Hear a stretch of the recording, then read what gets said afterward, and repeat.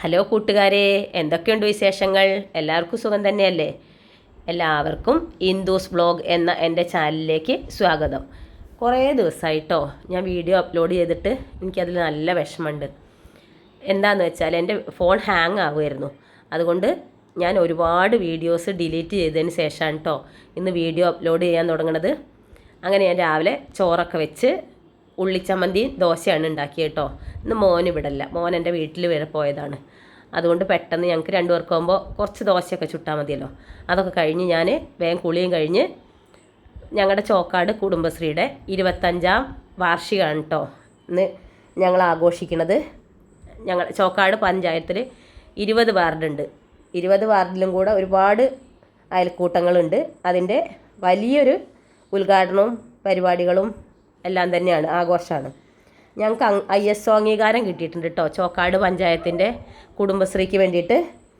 അങ്ങനെ ആരോഗ്യ standing committee chairman സംസാരിച്ചു. നമ്മുടെ സ്ത്രീ ശാക്തീകരണത്തിന് വേണ്ടിയിട്ടാണല്ലോ കുടുംബശ്രീ തുടങ്ങിയത്. വാജ്പേയിയുടെ കാലത്താണ് 1998 അതിൻ്റെ ഉദ്ഘാടനം നടന്നത്. ഏഷ്യയിലെ തന്നെ കൂടുതൽ വനിതകൾ അംഗങ്ങളാകുന്ന ഒരു പ്രസ്ഥാനം തന്നെയാണ് കേട്ടോ. അതുകൊണ്ട് തന്നെ ഇപ്പം നമുക്ക് കുടുംബശ്രീയിൽ നിന്ന് ലോണും ലിങ്കേജ് ലോണും കാര്യങ്ങളൊക്കെ ആയിട്ട് ഒരുപാട് സ്ത്രീകൾ സംരംഭങ്ങളൊക്കെ തുടങ്ങുന്നുണ്ട്.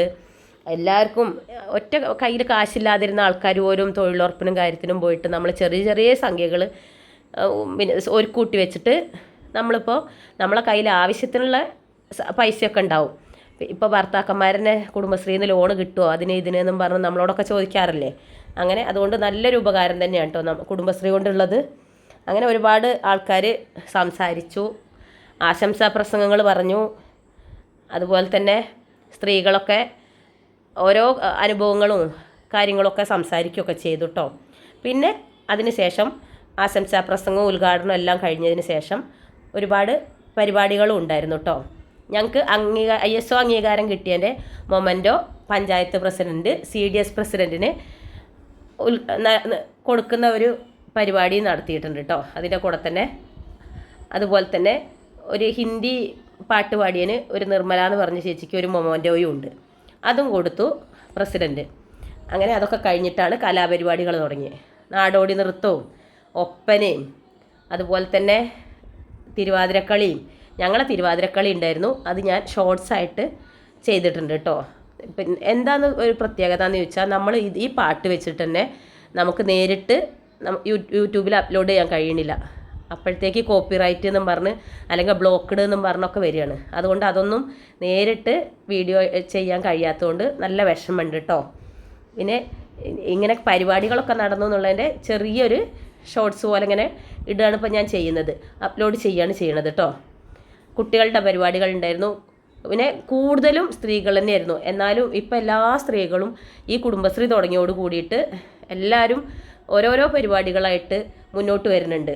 നാടൻപാട്ടും അതുപോലെ തന്നെ കൈകൊട്ടിക്കളി, ഗ്രൂപ്പ് ഡാൻസ്, ഒപ്പന, അങ്ങനെ എല്ലാം പറഞ്ഞിട്ട് ഒരുപാട് പരിപാടികളായിട്ട് സ്ത്രീകൾ നന്നായിട്ട് മുന്നോട്ട് വരുന്നുണ്ട് കേട്ടോ. എല്ലാ പരിപാടികളും ഒന്നിനൊന്ന് ഗംഭീരം തന്നെയായിരുന്നേ.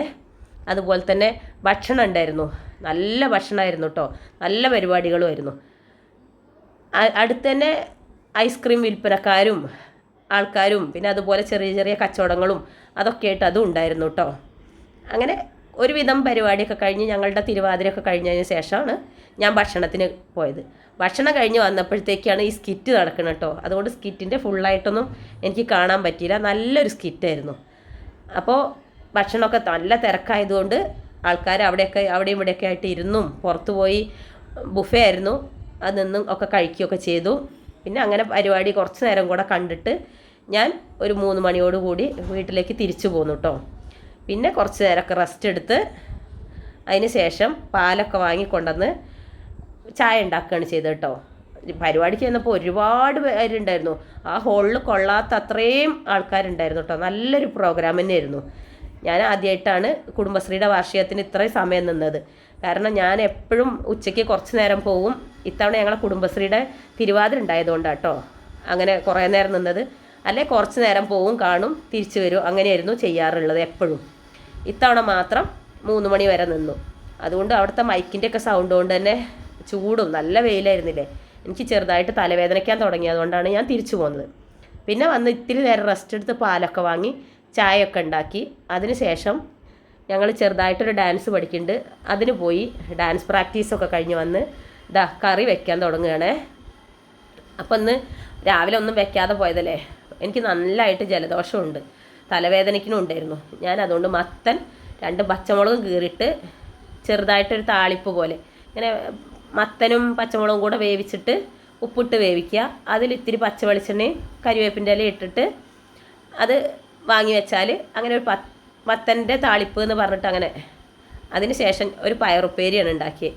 ജസ്റ്റ് എളുപ്പത്തിന് ഉണ്ടാക്കിയ ഇതാണ്, എനിക്ക് വയ്യാത്തതുകൊണ്ട് ഉണ്ടാക്കിയതാണ്. അങ്ങനെ പിന്നെ ഞാനും ഹസ്ബൻഡും മാത്രമല്ലേ ഉള്ളൂ, മോനൊന്നും ഇല്ലല്ലോ. അതുകൊണ്ട് ഞങ്ങൾക്ക് തൽക്കാലം അത് മതി, അതുകൊണ്ട് ഒപ്പിക്കാമെന്ന് എഴുതിയിട്ട് ഞാൻ ഇന്ന് അങ്ങനെ ഉണ്ടാക്കി. നിങ്ങൾക്ക് എൻ്റെ വീഡിയോ ഇഷ്ടപ്പെട്ടെങ്കിൽ ലൈക്ക് ചെയ്യണേ, സപ്പോർട്ട് ചെയ്യാനും മറക്കരുത്. നിങ്ങൾക്ക് എല്ലാവർക്കും ഇഷ്ടമാണെങ്കിൽ ഒരു കമൻറ്റും കൂടെ ചെയ്യണേ. എല്ലാവർക്കും എൻ്റെ വീഡിയോയിലേക്ക് ഒരിക്കൽ കൂടി സ്വാഗതം. അതുപോലെ തന്നെ എല്ലാവരോടും നന്ദി. എല്ലാവർക്കും താങ്ക് യു.